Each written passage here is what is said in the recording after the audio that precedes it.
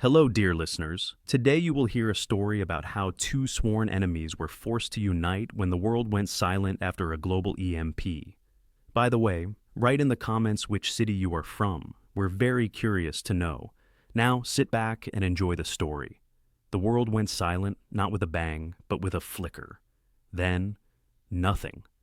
Sergeant Major John Rook Riley felt it first, not as a shockwave, but as an absence. The hum of the generator, the distant thrum of traffic, the incessant chatter of his comms unit, all vanished. The digital clock on his wrist froze at 7:13:2. He was in a secure military installation outside Washington, D.C., running through a routine readiness drill. One moment, the sterile glow of fluorescent lights. The next, a sudden absolute darkness. His first instinct, honed by decades of training, was to reach for his sidearm. His second, to check his equipment. Nothing worked. The tactical display on his helmet was dead. His encrypted radio, a brick. The emergency lights designed to kick in instantly remained stubbornly dark. The silence was unnerving, a heavy blanket smothering the usual cacophony of a military base. The emergency generators, designed to withstand a direct hit, remained inert. Panic, a visceral animal fear, began to ripple through the base. Rook moved through the blacked-out corridors, his night vision useless, relying on muscle memory and this faint sliver of light filtering from a distant broken window. He heard shouts, then screams, not the controlled professional shouts of a drill, but genuine terror. He found a young private, no older than his own son, hyperventilating by a disabled server rack, clutching a dead smartphone like a lifeline. "Sir, it's all gone. The comms, the power, everything." Rook grabbed him by the shoulders, his voice a low growl. "Get a grip, soldier. What's your status?" The private could only stammer, pointing vaguely towards the main control room. Rook pushed past him. The control room was a scene of utter chaos. Officers, usually composed and efficient, were yelling into dead phones, frantically hitting unresponsive keyboards. The main screens, usually a kaleidoscope of global data, were black. Outside, through a reinforced window, he saw it. A commercial airliner, a silver bird, tumbling silently from the sky, its engines dark, its trajectory an impossible, fatal arc. It hit the ground with a distant muffled thud, a sound that seemed to absorb all other noise. Then another, closer. He saw cars, hundreds of them, piled up on the highway, some smoking, others just inert metal coffins. No horns, no sirens, just the groans of twisted steel and the rising wails of the injured. It wasn't just here, it was everywhere. Boot camp taught them how to fight. This taught them how to truly survive. He remembered the drill, the one where they simulated total blackout. This was no simulation. The EMP hadn't just killed technology. It had resurrected ghosts. The world outside was unmaking itself. He moved with purpose, his mind already calculating, assessing. He found a working hand-crank radio, one of the old models, buried in an emergency locker. It crackled to life, spitting static. Then a voice, distorted but clear enough. "Global EMP event. Repeat, global EMP, all advanced technology. Total failure. Seeking any command." The voice cut out, replaced by static. Then a new voice, equally distorted, but with an unfamiliar accent. "This is Central Command, seeking any active units. Priority 1 mission. Locate source of EMP, prevent further." The transmission flickered, then died. Rook slammed the radio down. "Global." He muttered the word, tasting its bitterness. He knew what that meant. No satellites, no comms, just the raw, terrifying echo of a world unmade. He knew the protocols, emergency rendezvous points. But with no comms, no transport, no guidance, it was a shot in the dark. He needed to get out, to assess the wider situation. His training kicked in, overriding the shock. Survival first, then mission. He gathered basic supplies, water, MREs, a map, compass, his rifle, and a few hundred rounds.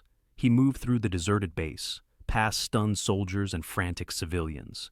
He saw a young woman clutching a dead cell phone, her face streaked with tears, trying to flag down a non-existent ride.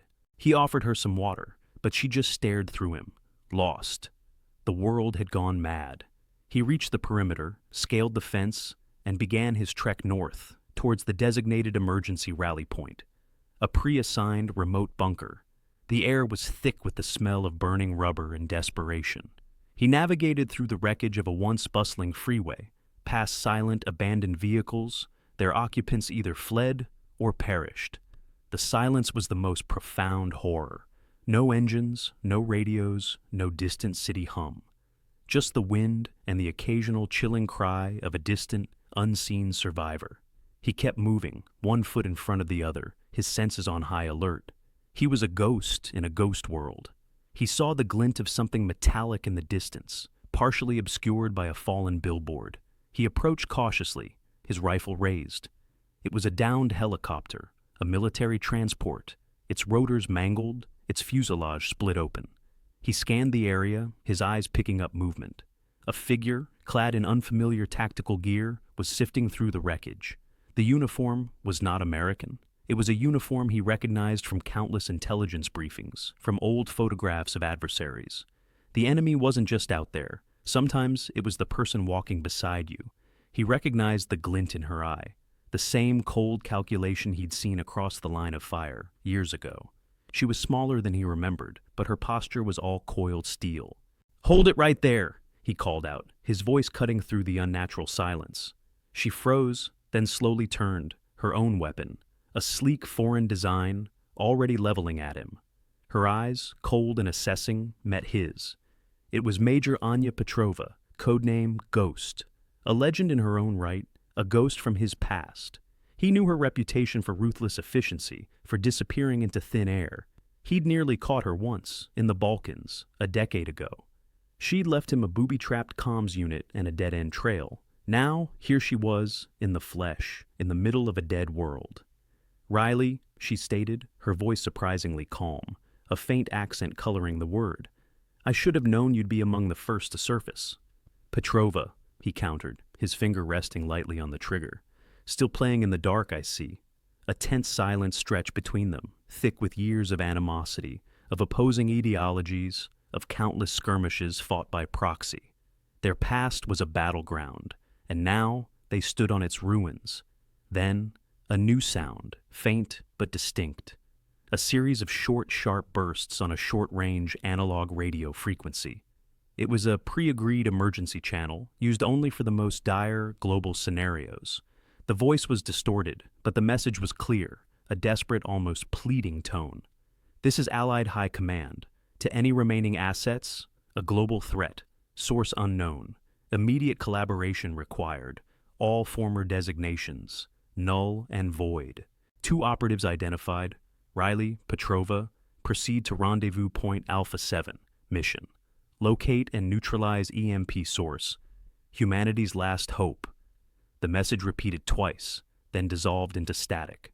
Rook and Ghost exchanged a glance, the animosity still simmering, but now overlaid with a new, unsettling realization. The world had just given them their marching orders, and it had put them on the same side. The weight of a nation, or what was left of it, rested on 2 shoulders that once aimed rifles at each other. Every step was a negotiation with the past, every breath a testament to a future neither of them believed in. The radio crackled again, a final, urgent burst. "Alpha 7 coordinates, encrypted, manual decode, time sensitive." Then silence. Absolute, crushing silence. Rook lowered his rifle slightly, but kept it aimed generally in her direction. "You heard that too, I assume?" he asked, his voice flat. Ghost nodded, her weapon still steady. "A global EMP. They want us to find out how, and stop it from happening again." Her eyes narrowed. "They want us to work together."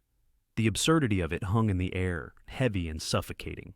Decades of Cold War, of proxy conflicts, of intelligence cat-and-mouse games, all wiped away by a single, inexplicable event. And now, the 2 most skilled, most distrusted operatives from opposing sides were being ordered to collaborate. It was a bitter pill to swallow, a betrayal of every ingrained instinct. The irony was not lost on them. The world had ended, and in its ashes their old war had been declared obsolete. Rook took a deep breath, the smell of dust and despair filling his lungs. "Alpha 7 it is, then." He didn't offer a hand, didn't make any gesture of truce. He simply turned, indicating the direction. Ghost, after a moment of hesitation, fell in behind him, maintaining a careful distance. The mission wasn't about them, not anymore. It was about what was left. Their personal war was a luxury they could no longer afford. The silence of the unmade world pressed in around them, a constant reminder of the stakes. They moved through the skeletal remains of what was once a bustling highway, two figures against a backdrop of desolation, each a shadow of their former selves, burdened by a mission that transcended their past. As the dust settled on a world without power, they found themselves face to face, two ghosts of a forgotten war, with a shared, impossible mission looming. With every step, the ghosts of their past wars walked beside them, a constant reminder that their most dangerous enemy might not be the world outside, but the one within their ranks. He recognized the glint in her eye, the same cold calculation he'd seen across the line of fire years ago. The dust from the collapsed overpass still hung heavy in the air, a gritty veil over the ruins of what was once a bustling highway. Rook, his M4 slung low, watched Ghost move with an unsettling fluidity through the debris field. Every muscle seemed to know its purpose, every step measured. His own body felt like a collection of aches, the adrenaline from the EMP blast and the subsequent chaos slowly receding, replaced by a dull throb in his temples and a metallic taste in his mouth. They had a mission, a desperate, impossible one, and they were stuck with each other. The last time he'd seen her, she'd been through a scope, 1,000 meters away, a ghost in the urban sprawl of some forgotten city on the other side of the world. Now, she was 10 feet in front of him, her breath misting in the cool morning air. The silence was heavy, broken only by the crunch of their boots on shattered concrete and the distant, unsettling wail of a dog, a sound that echoed the raw despair of the unmade world. Their first hours together were a masterclass in unspoken tension, a tightrope walk over a chasm of mutual suspicion. Rook, accustomed to leading, to giving orders and having them followed without question, found himself constantly checking Ghost's movements, anticipating a betrayal that never came, yet never quite felt impossible. He caught himself, more than once, instinctively reaching for his comms, only to remember the dead silence that now governed the airwaves. She, in turn, moved like a shadow, observing more than reacting, her eyes, the color of storm clouds, scanning the perimeter with an unnerving intensity that spoke of years spent in hostile environments, where every flicker of light or shift in wind could mean the difference between life and death. He wondered what she was thinking, what ghosts haunted her own periphery. They needed water. The city's main reservoir was likely compromised, its treatment plants dead, a festering pool of stagnant disease. Rook remembered a small, forgotten spring near an old park on the city's outskirts, a place he'd used during urban survival drills, a relic from a time when such skills were theoretical. He gestured, a curt nod, and started moving, his senses on high alert. Ghost followed, a silent sentinel, her presence a constant, unsettling counterpoint to his own. The streets were a graveyard of stalled vehicles, their occupants often still inside, frozen in their last, futile moments of trying to escape. The air hung heavy with the stench of decay and despair. A few scavengers, desperate and gaunt, their eyes wide with fear and hunger, scattered at their approach, their faces etched with a desperation that mirrored the landscape. Rook felt a pang of something he couldn't quite name, pity perhaps, or a grim recognition of humanity's rapid descent. Survival instincts, honed over decades of training, kicked in, overriding the lingering shock of the EMP. Rook found himself automatically assessing threats, mapping out escape routes, calculating probabilities. It was a rhythm he knew, one that transcended the uniform he wore or the flag he served. It was the primal beat of a predator in a broken ecosystem. Ghost, he noticed, operated on a similar frequency, her movements economical, her gaze missing nothing. She pointed to a glint of metal in a pile of rubble, a discarded canteen, half full of brackish water, its surface shimmering with a film of oil. Rook nodded his thanks, a small, almost imperceptible gesture, but it was there, a sliver of acknowledgement in the vast silence between them. He emptied the canteen, knowing the water was useless, but the container itself was a prize. Later, as they filtered the water through a makeshift charcoal and cloth filter crafted from Ghost's torn shirt and Rook's field dressing, the memory surfaced. Not of a specific firefight, but of a training exercise years ago. A simulated infiltration, deep behind enemy lines. He'd been the enemy, a high-value target in a fortified compound, his unit tasked with defending it. His team had been tasked with defending it, a labyrinth of concrete and barbed wire designed to be impenetrable. Her team, he'd later learned, had been the infiltrators. They were good, too good. They'd bypassed every perimeter, every sensor, every tripwire.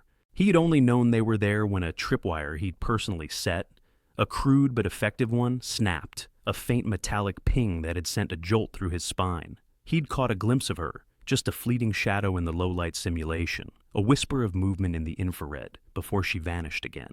They'd never captured her team. He'd remembered the frustration, the grudging respect for their skill, the after-action report that detailed their audacious, near-perfect execution. Now, that same skill, that same ghost-like efficiency, was walking beside him, a weapon he couldn't fully trust, but desperately needed. They found a collapsed grocery store, its doors ripped open, shelves emptied, a testament to the swift savagery of the initial panic. But in the back, near the loading dock, Rook spotted a pallet of canned goods that had fallen behind a reinforced wall, hidden from the first wave of looters. He started to strategize how to get to it, mentally calculating angles of attack, potential structural weaknesses. Ghost, without a word, had already found a pry bar and was testing the integrity of a loose cinder block, her movements precise and deliberate. Her method was less about brute force, more about leverage and understanding structural weaknesses, a quiet efficiency that spoke volumes. It was effective. Within minutes, they had a small cache of provisions, enough to last a few days if rationed carefully. Their journey continued, marked by the grim tableau of a world unmade.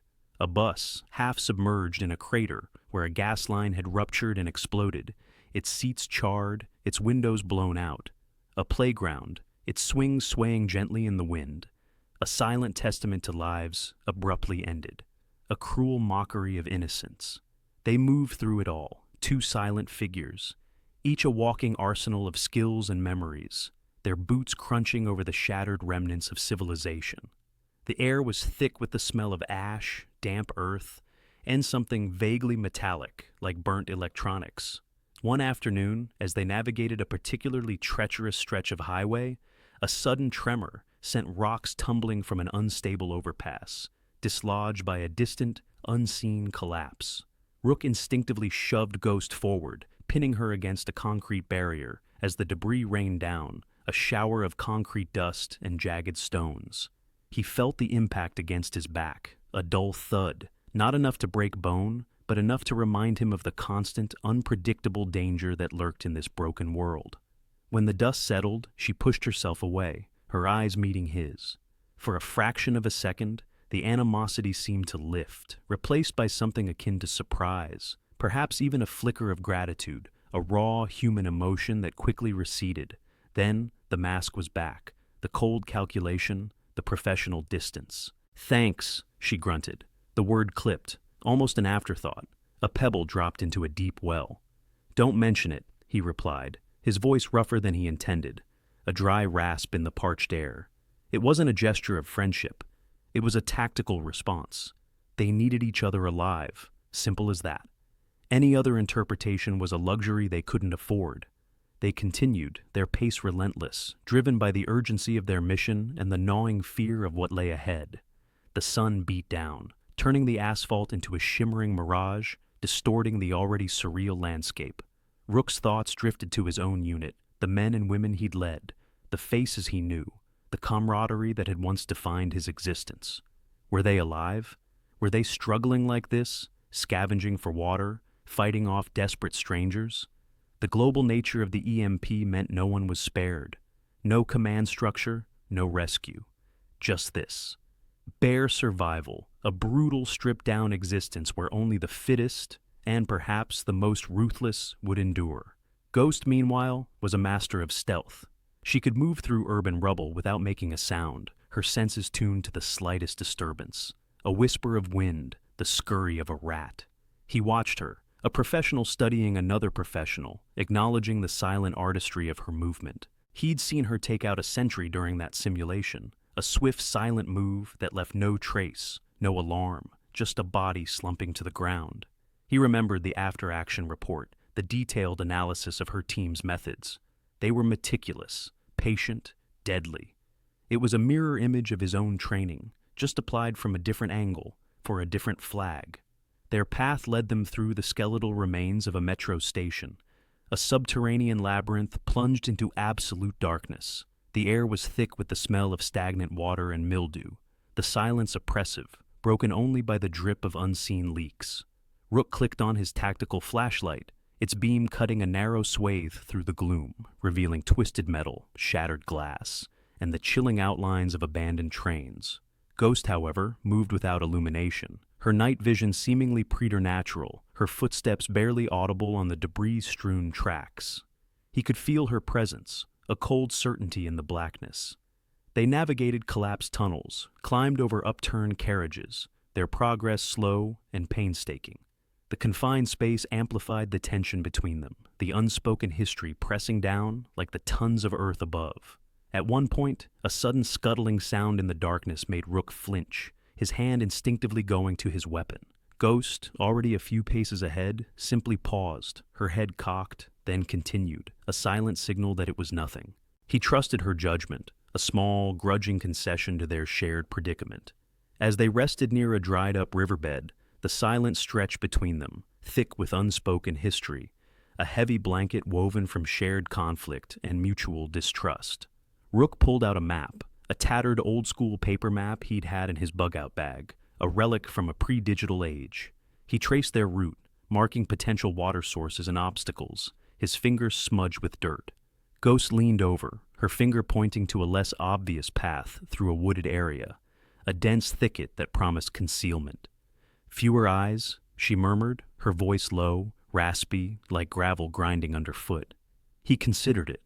Her assessment was sound. It would add a few hours, but significantly reduce their exposure to the open, dangerous roads.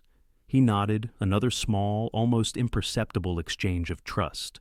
Their collaboration was a strange dance, a series of non-verbal cues and grudging acknowledgments. Neither offered personal information, neither asked.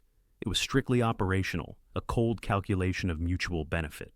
They were two highly specialized tools, forced into a single, desperate toolkit. The world around them was a testament to the fragility of civilization, a constant reminder of the stakes.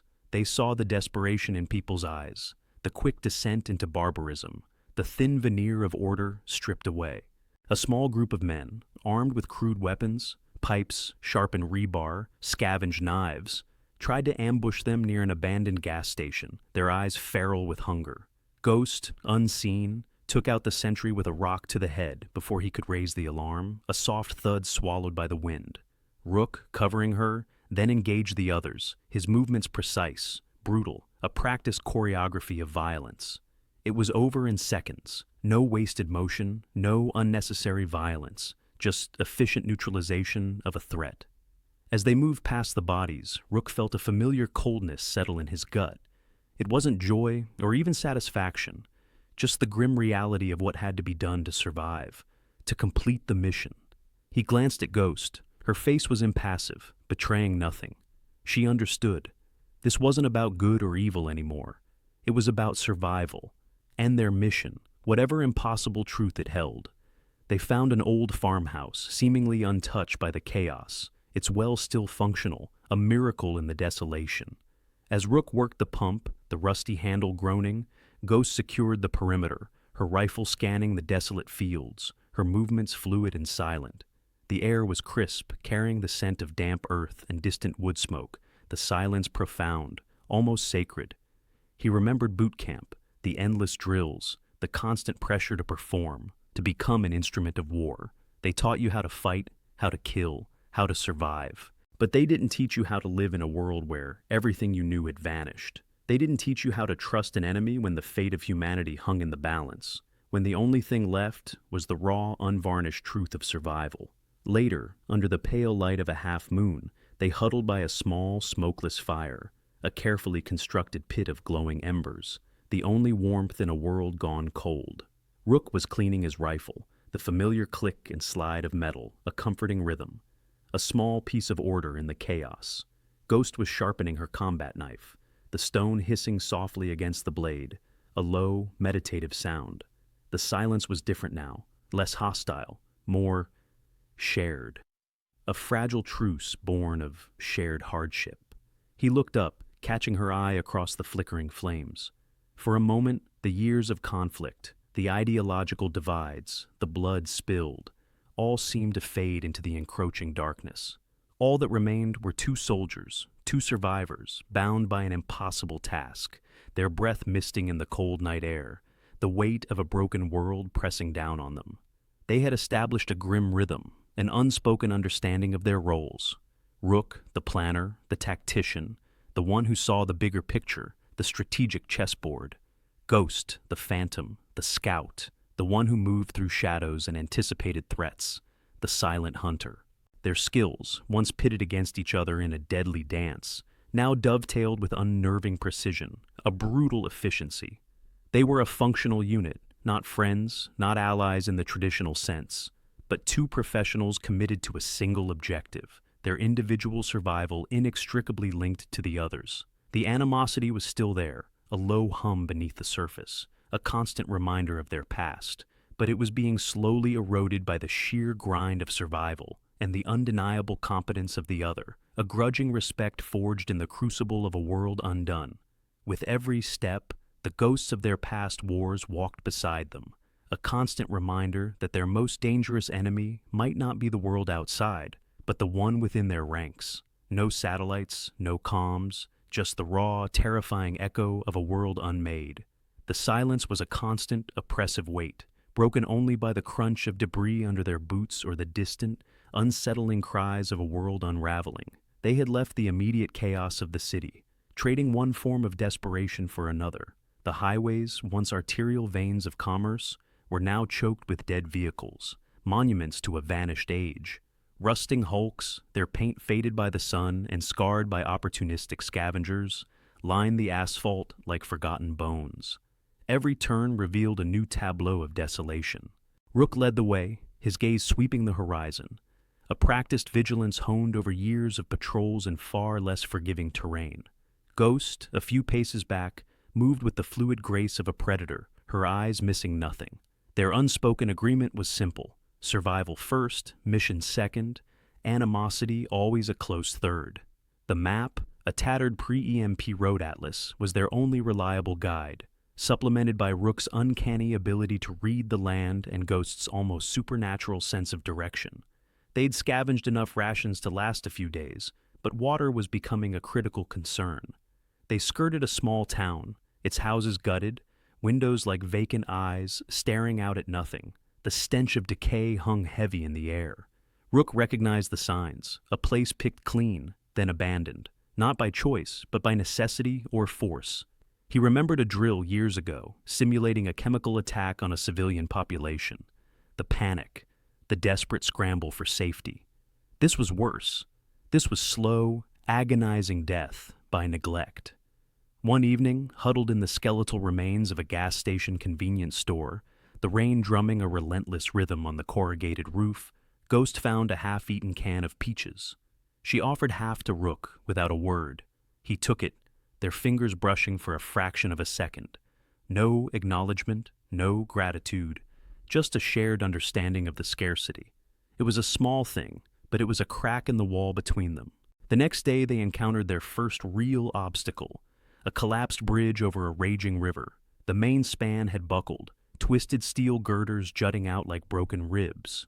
Rook assessed the situation, his mind already running through options. "We go upstream," he stated, pointing to a narrower section. "Find a crossing." Ghost nodded, already scanning the banks for signs of a ford or a fallen tree. They moved for hours, the terrain growing rougher, the river a constant roar beside them. They found a shallow point, but the current was treacherous. Rook went first, testing the footing, his rifle held high. Halfway across, his foot slipped on a moss-slicked rock. He stumbled, the heavy pack threatening to pull him under. Ghost, without hesitation, dropped her own pack and plunged into the frigid water, grabbing his arm with surprising strength, steadying him until he regained his balance. He didn't thank her. She didn't expect it. The act itself was the communication. Later, they stumbled upon a makeshift encampment. A dozen or so figures huddled around a sputtering fire, their faces gaunt, eyes wary. They were armed, crude spears and rusted pipes their only defense. Rook and Ghost melted into the shadows, observing. They were survivors, not hostiles, but desperate. Rook remembered a young recruit, barely out of high school, who'd been caught looting MREs during a training exercise. The kid was starving, but the regulations were clear. Now, regulations meant nothing. Survival was the only law. They bypassed the camp, but the image of the hungry faces stayed with them. The world was not just unmade, it was being remade, savagely by human need. They continued their trek through what was once fertile farmland, now fallow and overgrown. The silence was punctuated by the distant barking of feral dogs, a sound that spoke of abandonment and wildness.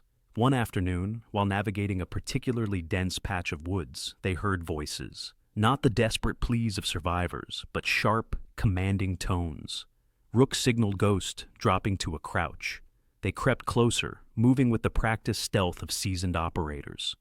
Through a break in the foliage, they saw them. A small group, perhaps 5 men, heavily armed with what looked like pre-EMP military-grade rifles. They were methodically searching the area, their movements precise, organized. Not scavengers, not desperate civilians. These were trained men, and they were looking for something. Ghost pointed to a small metallic object, half buried in the leaf litter. Rook crawled forward, carefully extracting it. It was a small, cylindrical device, unlike anything he'd seen. It hummed faintly, almost imperceptibly, even without power.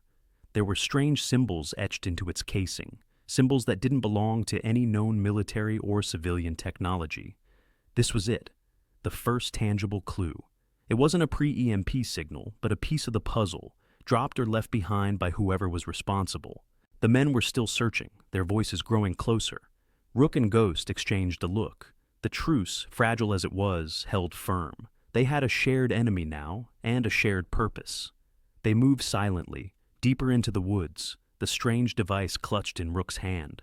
The air grew colder as they ascended, the landscape becoming harsher, more barren. The device hummed with increasing intensity, a faint, rhythmic pulse that seemed to align with the beat of Rook's own heart.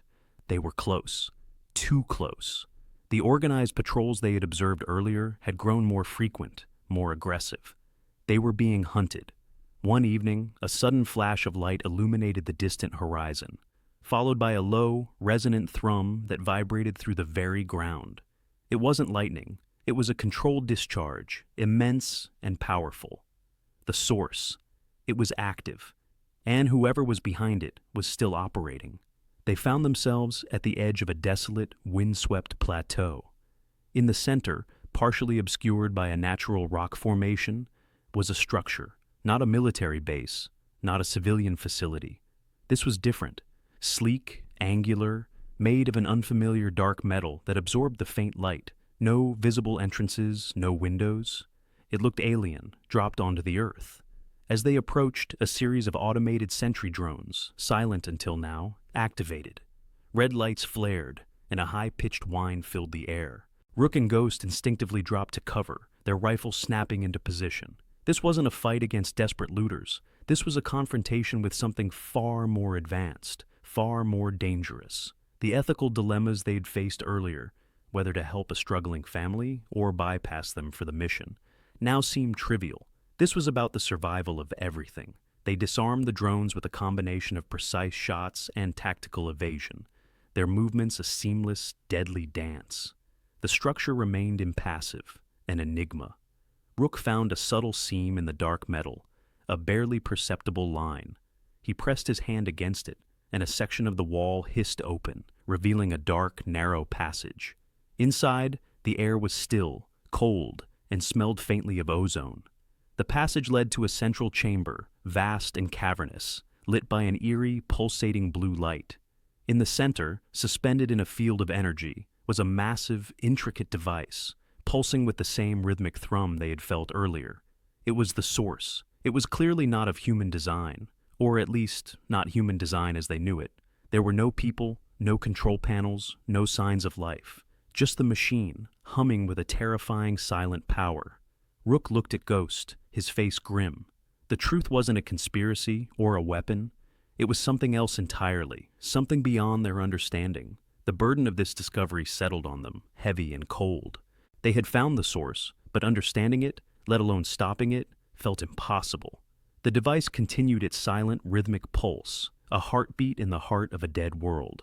Rook pulled out the strange cylindrical object they'd found earlier. It vibrated in his hand, resonating with the larger machine.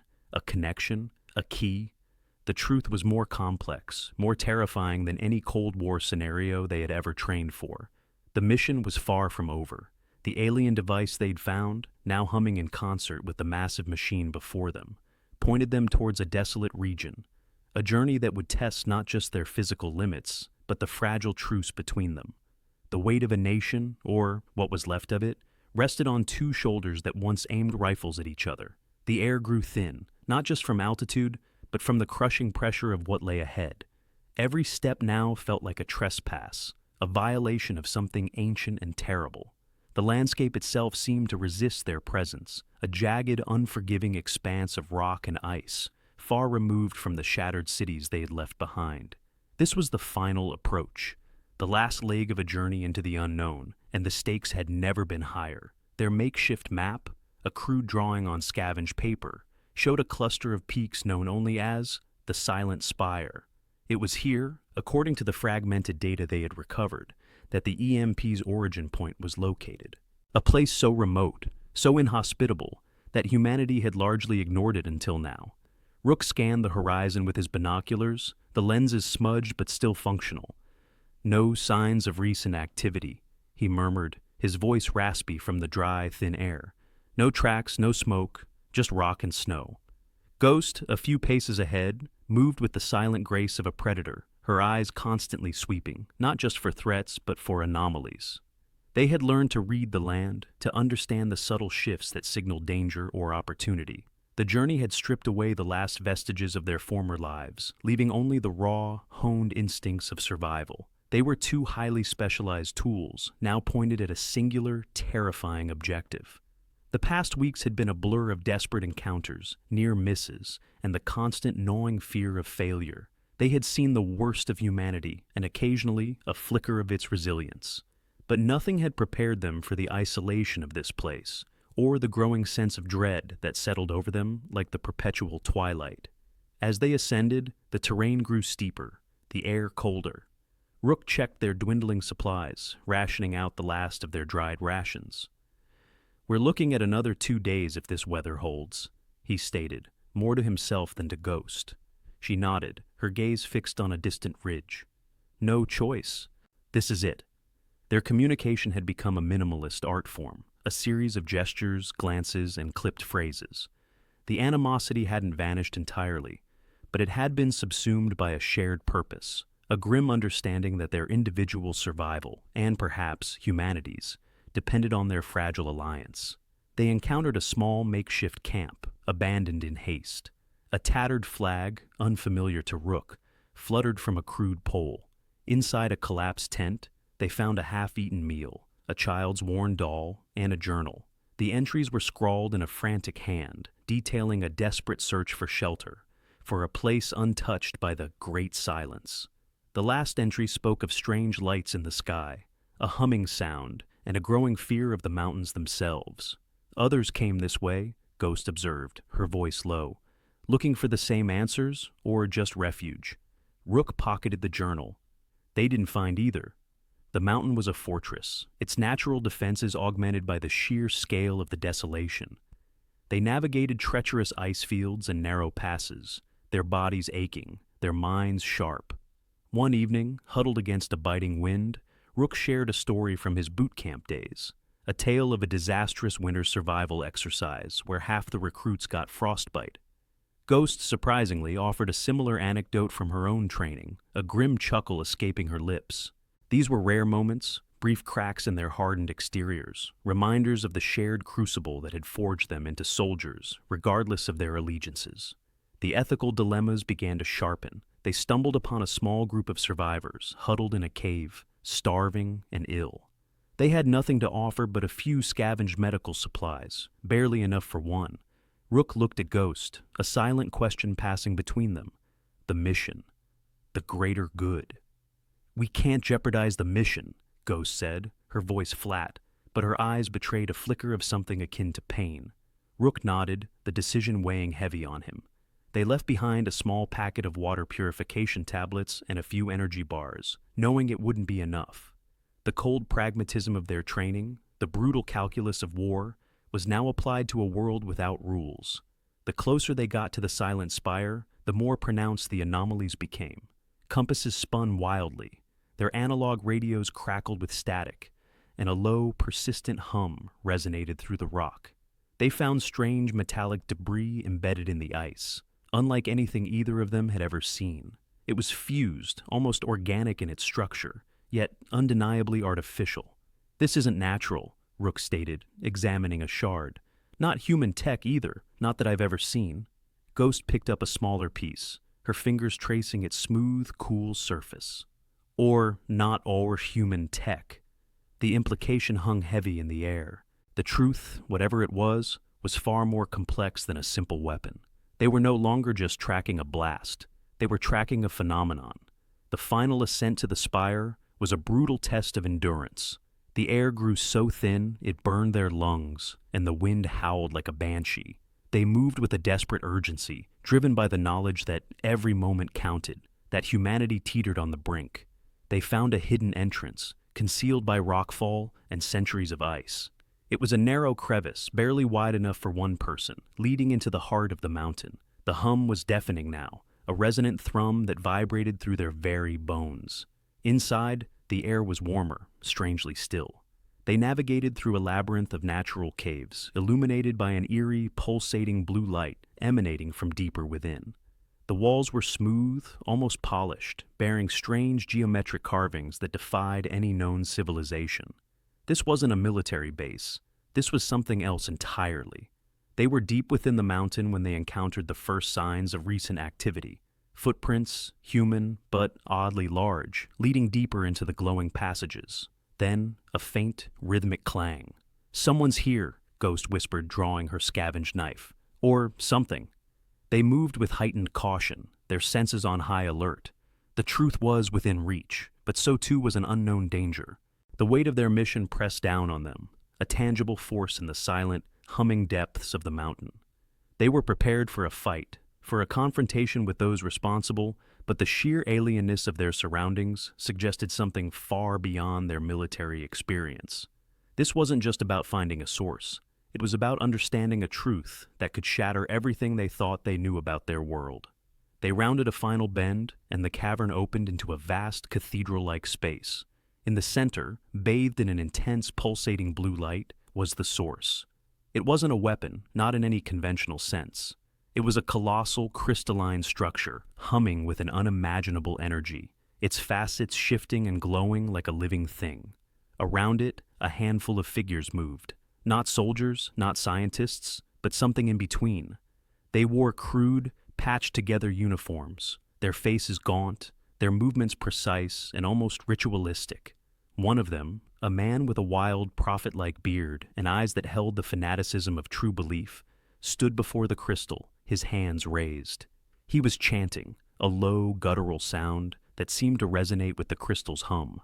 Rook and Ghost exchanged a look. This wasn't a simple sabotage. This was something far more profound and terrifying. They observed for a long moment, hidden in the shadows. The figures were attempting to control the crystal, to manipulate its energy. They weren't the creators of the EMP, but they were trying to harness it. And then, the prophet-like man turned, his gaze sweeping directly to their hiding place. He hadn't seen them, not with his eyes, but he had sensed their presence. "Intruders!" he rasped, his voice echoing in the cavern. "The unfaithful have come." The other figures turned, drawing crude, pre-EMP firearms and scavenged melee weapons. The confrontation was inevitable. Rook and Ghost, two highly trained soldiers, found themselves facing a cult of zealots armed with antiquated gear, but fueled by an unwavering, dangerous belief. The fight was brutal, close quarters, and desperate. They moved as a single unit, their years of training kicking in, anticipating each other's moves. Rook used his tactical precision, disarming and incapacitating with practiced efficiency. Ghost, a blur of motion, employed her stealth and hand-to-hand combat skills, taking down opponents silently and swiftly.